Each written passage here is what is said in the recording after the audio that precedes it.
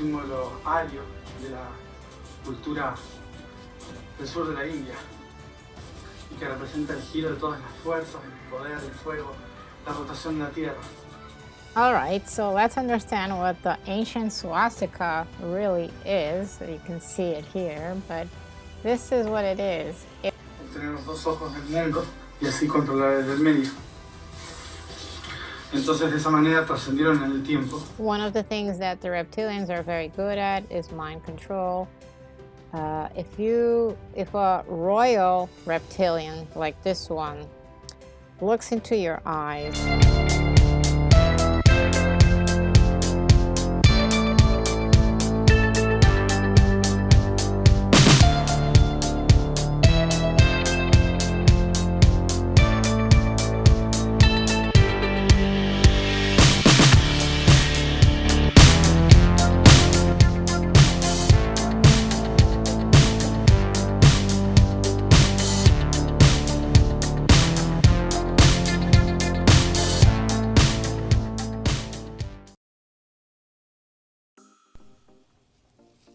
hello, this is Karen, your cosmic messenger. I'm here to share with you my perspective of Matias De Stefano Blog 3.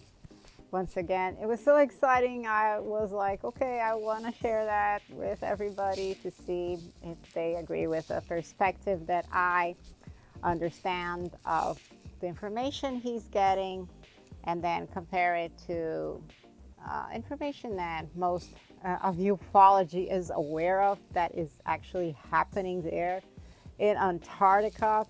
And I was watching, and then I'm like, okay, yeah, this is making sense. But in this interpretation, if I interpret it this way, with that, for example, like the ship he was talking about, of course, I'm cosmic, and my perspective is not a water ship, a boat, but a spaceship. So that's one of the interpretations that could be maybe lost in translation on a channeling. Like, I don't know, his guides, the Weaver is speaking in Spanish, and he's saying nave, that could also be ship, and the ship doesn't mean it's water, because waves can also be translated. It could be like frequency waves and not per se water waves. So there's a lot of things that we can interpret differently. So again, I'm gonna give you my perspective along with knowledge. Matias said at one point that he's like, I have no information about this, but I'm not very sure in exactly what he didn't have information on. So either way, I watched everything, and then I was like, okay, I need to share this, but this is just my information. This time it's not a download. It wasn't telepathic information that I received from my guides. This is just my own knowledge that I have. And then I get up from the living room, and then I'm going to the kitchen, and my guides were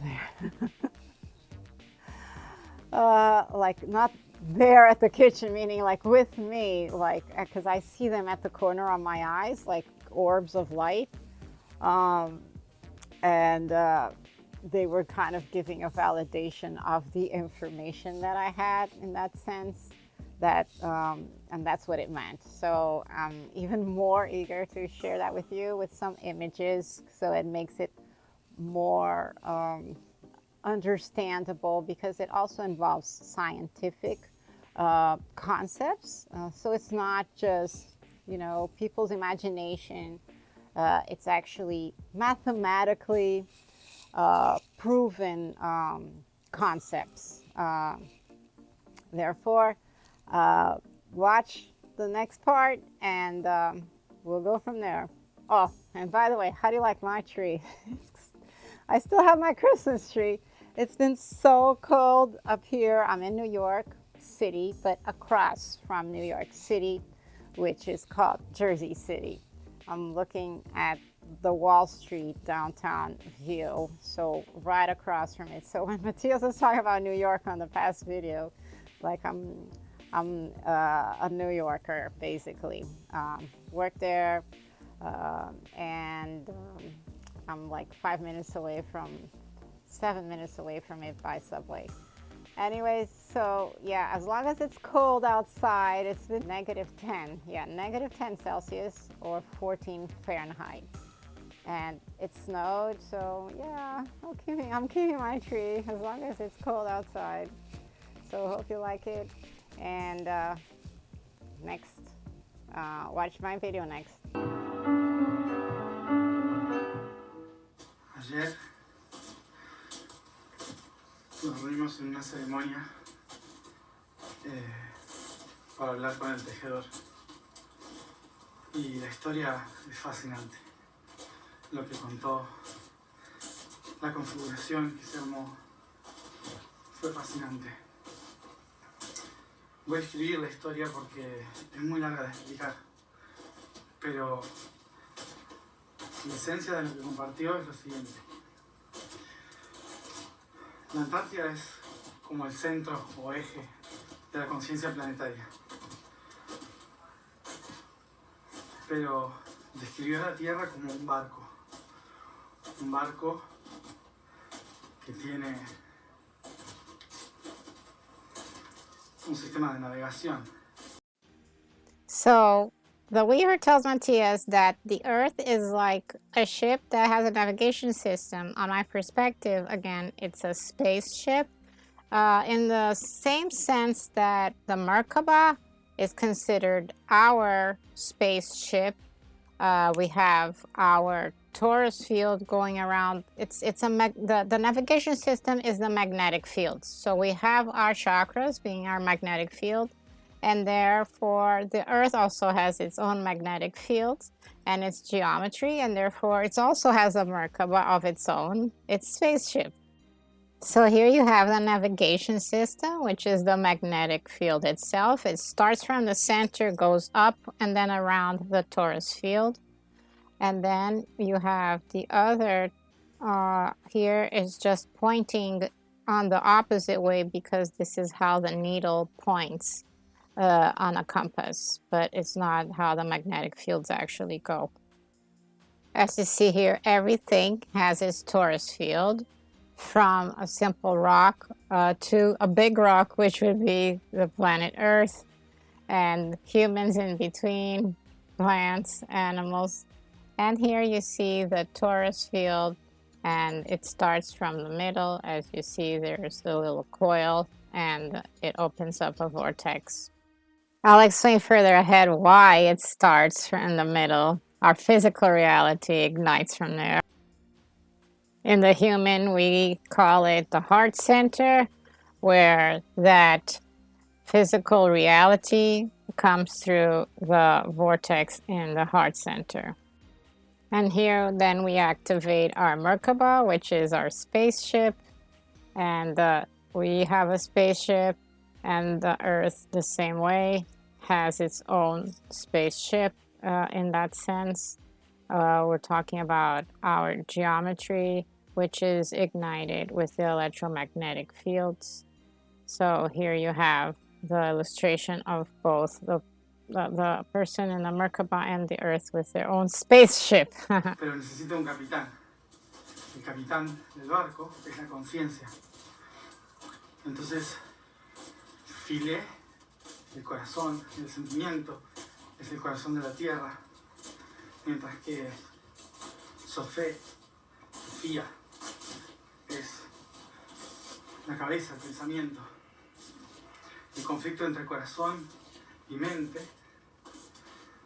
genera un desbalance, un desequilibrio en la estabilidad del barco, con lo cual lo que se produce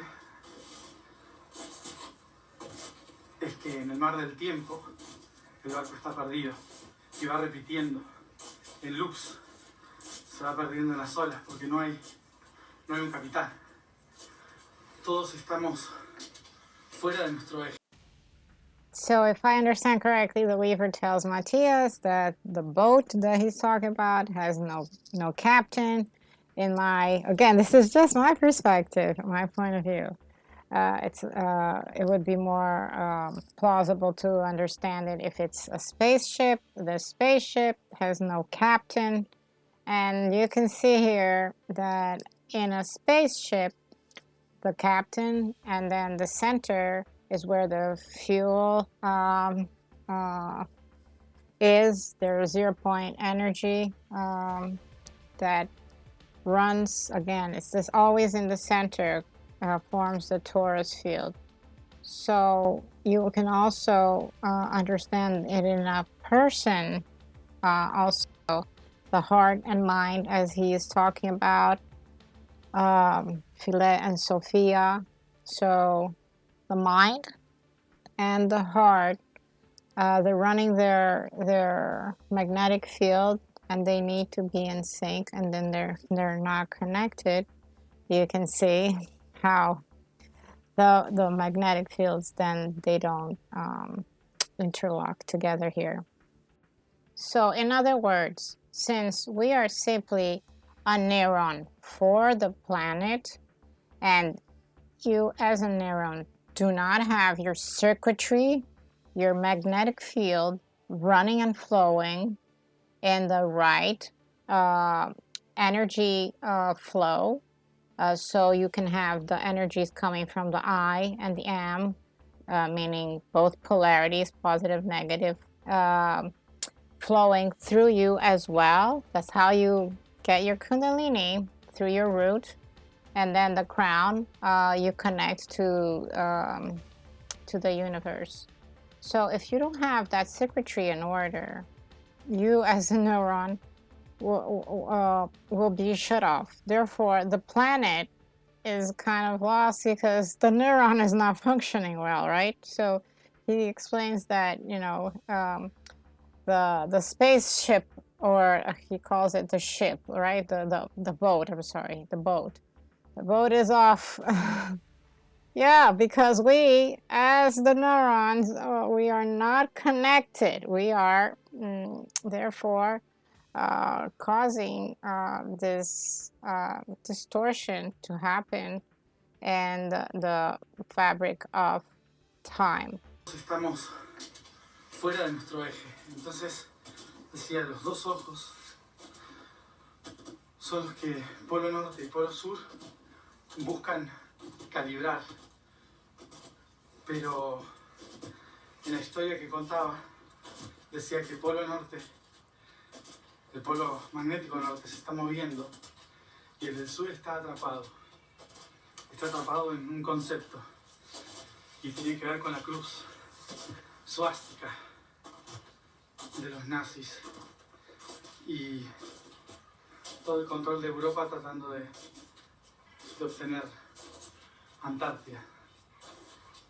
La suástica es un símbolo hindú, es un símbolo ario de la cultura del sur de la India y que representa el giro de todas las fuerzas, el poder, el fuego, la rotación de la Tierra.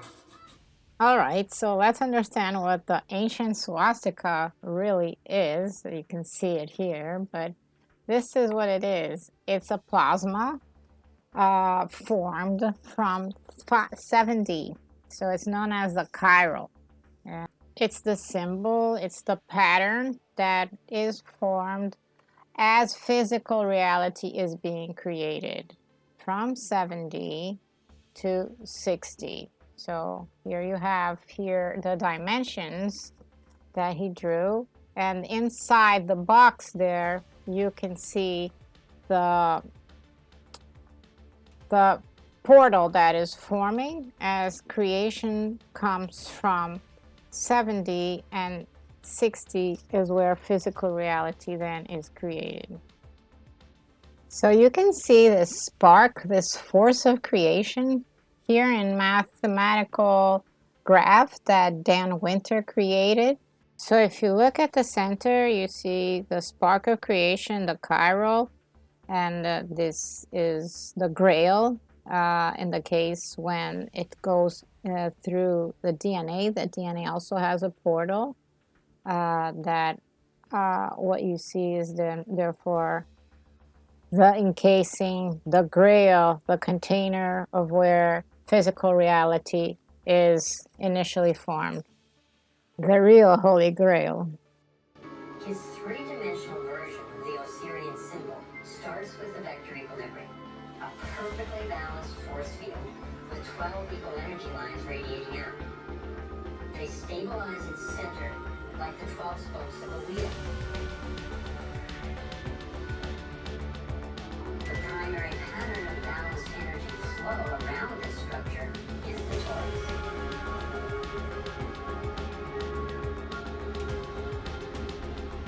Here we expand to the next larger scale with a total of 64 pyramids called tetrahedra.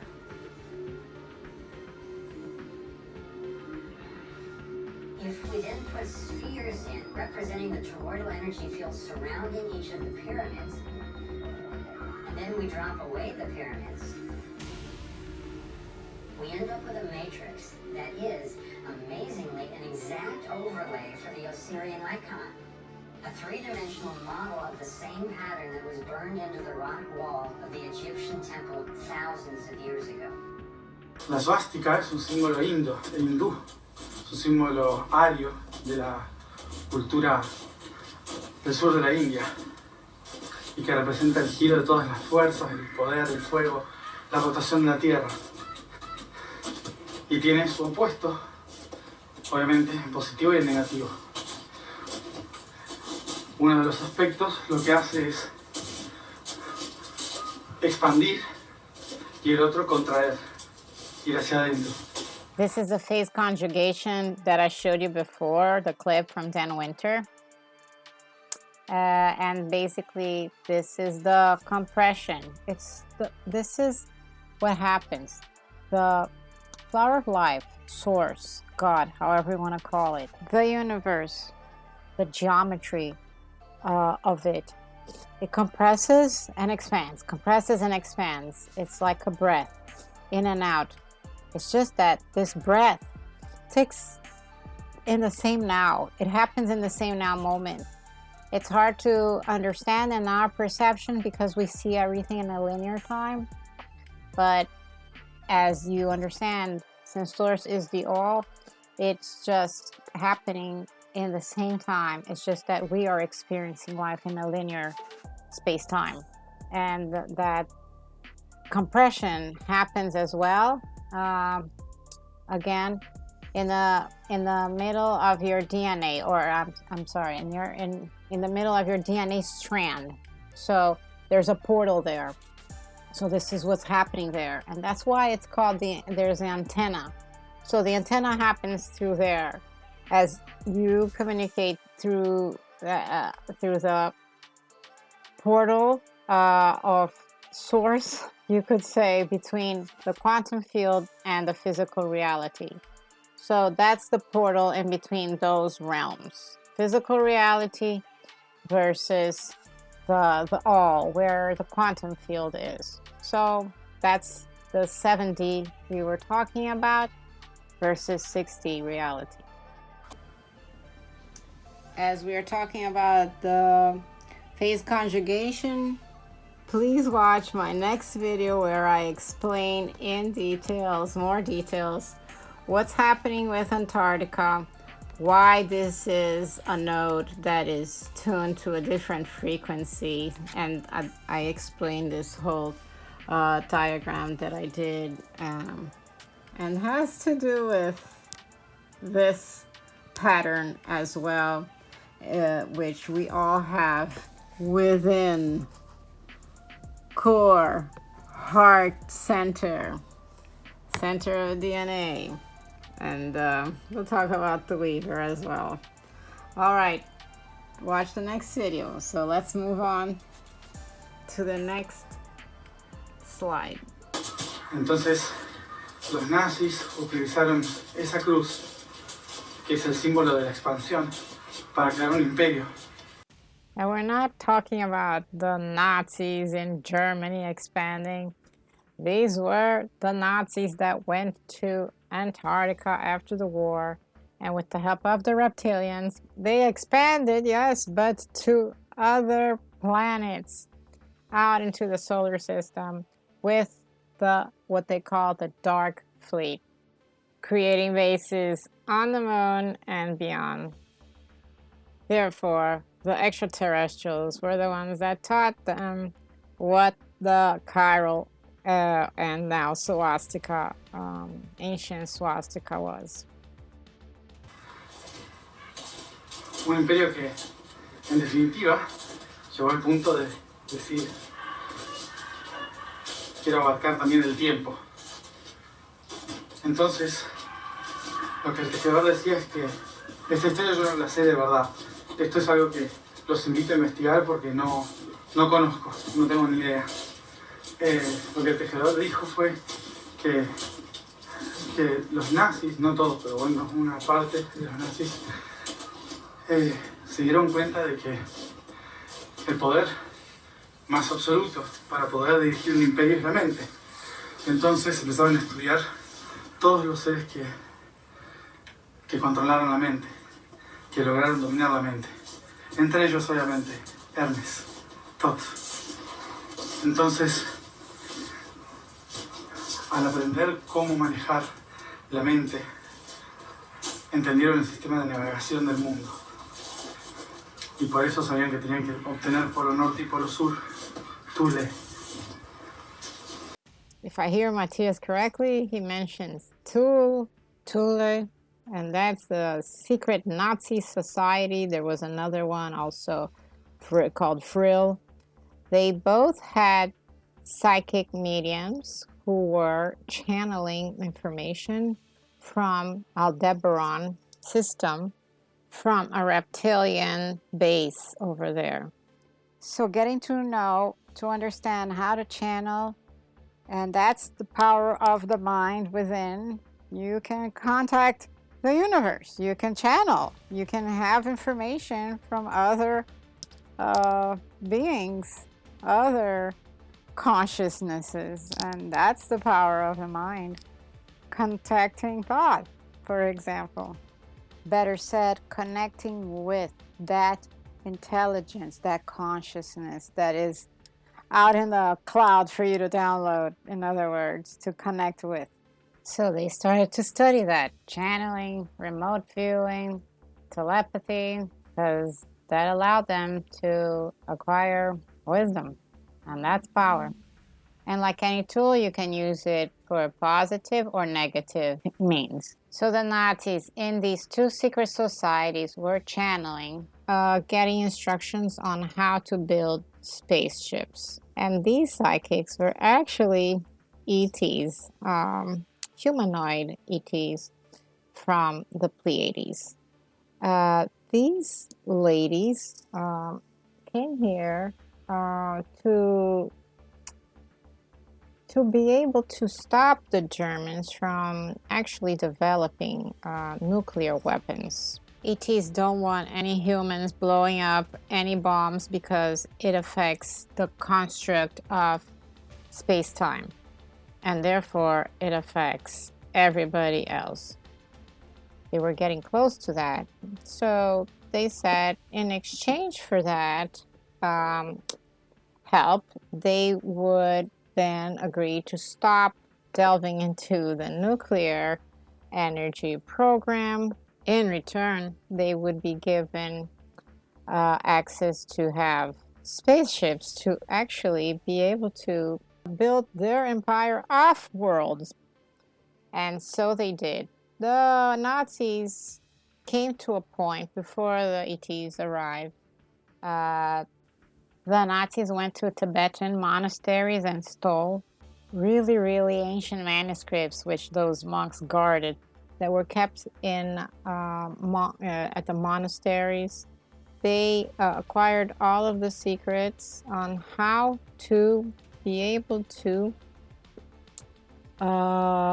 pass through time. So they were building Vimanas, and those actually are time machines. It has been rumored that they were successful, that men were inside that bell, the Vimana, and it disappeared. And years or a decade later, they found a piece of it that supposedly, allegedly came back, but nobody knows. I mean, just a piece of it came back. So the aliens were like, okay, these people already are developing time machines. We might as well teach them because they're ready for that kind of information. And therefore, Matthias talking about a problem with the time. There's a problem with space-time. So this could actually be one of the things that they were doing that messed up with time. So those Vimanas were the time machines that the Nazis have been developing before the ETs arrived here. Therefore, from that point, already problems, even like if you have problems with CERN today, those machines could have caused the same issues. And then the reptilians were helping them as well. So these ladies, the psychics, were supposedly good people, but not in my understanding. There is a conflict. Some people say that they were good ETs, but in my information, they were actually just really helping the ETs, and they were not working with the Federation. This was Maria Orsich. She was, in my perspective, a Tal Shiar, a rebel, a Pleiadian, and therefore she did work with reptilians to be able to pass this information to the Nazis. Para obtener los dos ojos del mundo y así controlar el del medio. Entonces de esa manera trascendieron en el tiempo. One of the things that the reptilians are very good at is mind control. If a royal reptilian like this one looks into your eyes, they will be able to see everything that you're thinking, and when you look at them, all those thoughts will just actually all come back at you like a mirror. So it is very difficult and very grueling to be able to see all your shadow, not just simply your thought, but your innermost shadow will be able to be reflected by the dark reptilians. So it's kind of a dark mirror that you'll be looking at, and it's very bad experience, as some have reported, as they really can just manipulate your mind. Now, why Antarctica? When the first civilizations came here to settle here after Tiamat, the planet that exploded, were 3 ships, and those were the factions from the Anunnaki, but from the reptilian, the Anak Empire from the Enlil faction. They had 3 ships where they settled in that area. At that time, it was not the pole. They just simply shifted from, it was tropical at that time, and they took out everything that was inside their crafts to be able to build a civilization. So they had their technology inside, everything. So with that, they used it to start building a new compound, per se, around their ships. So when the Nazis started to manipulate with the technologies, the nuclear technology and the time machines, the reptilians came. They had their ships back there in Antarctica from the pre-Atlantean time. They were called the pre-Adamites. pre-Adam time, so the pre-human, because the other brother, or Alil's brother, Anki, was the one that genetically modified hominid to create Homo sapiens sapiens. Y desde ahí que estamos atrapados en un loop mental, porque alguien ocupó el lugar de Hermes. But the Enlil faction, therefore, came back to their ships in that area of Antarctica. And that is where they still have a hold on. They have been expelled now from this planet. They are no longer there. But they do have all of the ships and everything else, and that they built down there. Que es el que dirigía el barco.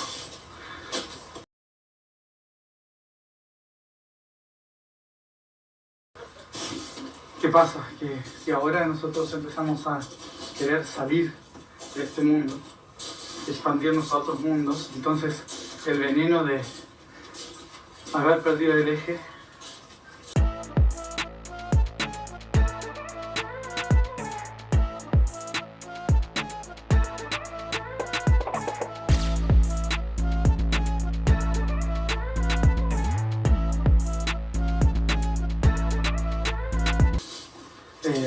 se expande y seguimos expandiendo imperio más allá a otros barcos.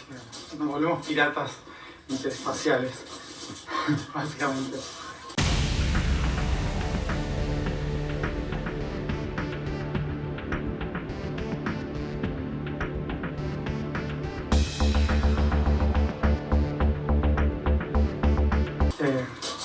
A través del tiempo.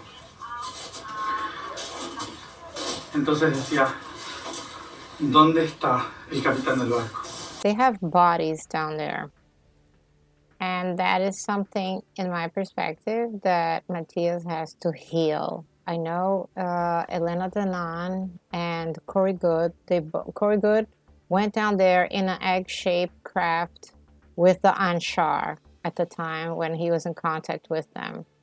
Elena Danaan has been down there, I believe recently, she mentioned, if I'm not mistaken, and she has seen some bodies there.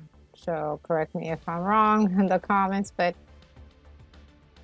this reptilian Antarctica base and the portals with cabal connections is totally throwing off the center of the collective consciousness grid, because it leaks, it bleeds out towards another star system through their Stargate there. Even though the reptiles are physically no longer there, the Dark Fleet can still access them through the portal. El capitán del barco es como una abeja, que solo se puede corregir con la frecuencia y las abejas calibran. There needs to be some sort of cleansing. I believe Matias has talked about that. He said, mentioning something about the hill, and the heel needs to heal. So in my perspective, that is related to the hill, the mounts being the Arks that are buried in Antarctica. So therefore, that is creating a deviation in the energy point for sure in our planet.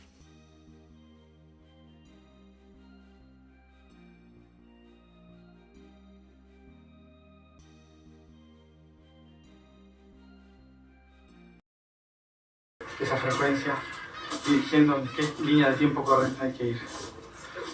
Mucha información, la voy a escribir toda, voy a ir contando más, pero quería dejarlo registrado un ratito.